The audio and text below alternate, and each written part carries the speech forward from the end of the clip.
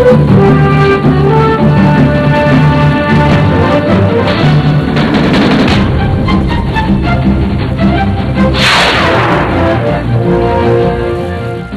ako po si Tony Velasquez.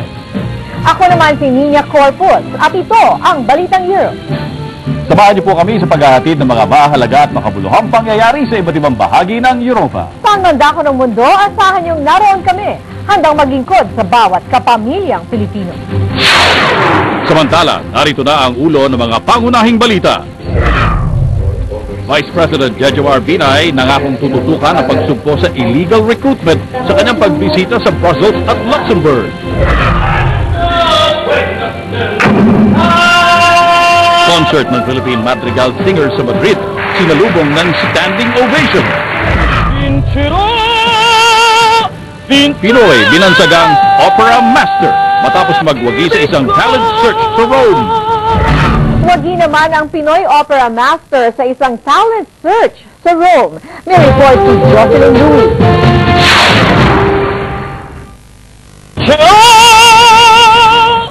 Bata pa lang, pangarap na ng Ilonggong si Luisito Brazil na maging sikat na singer.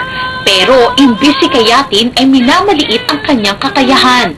Pinapatayan ka ng karaoke pag kumakanta ka nung maliit pa ako. Nanay ko, pinapatahimik ako dahil sintonado ako. Kaya doon ako, minsan umiyak ako dahil bakit ganon.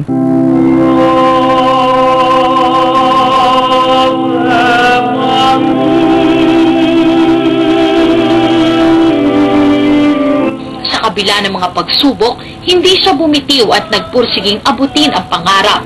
13 gulang nang tuluyan ng nakitaan si Luisito nang galing sa pag-awit sa La Paz National High School, Iloilo City. Naisip ko po yung mga challenges na binibigay sa akin ng mga tao, yung mga negatives na mga bagay na pinapakita nila sa akin. So parang doon po ako nagkakaroon ng courage na kailangan kong ipursige.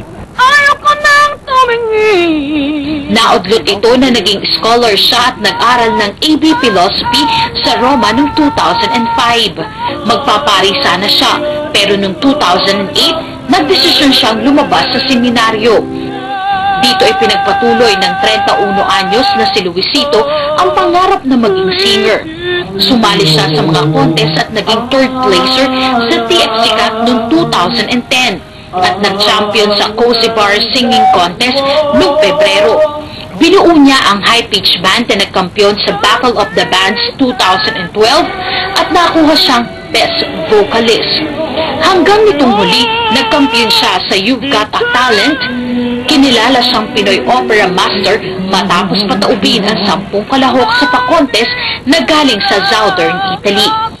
Masaya po at saka sana po tuloy-tuloy na po yung chance ko na to kasi dito po talaga yung feeling ko at saka yung passion ko po sa pagkanta na. Ang iyong pagdaramdam. Ngayon, patuloy na nagsusumikap si Luisito sa pagiging singer kasama ang kanyang banda. Para sa Balitang Euro, Jocelyn Ruiz Rojas, Rome, Italy.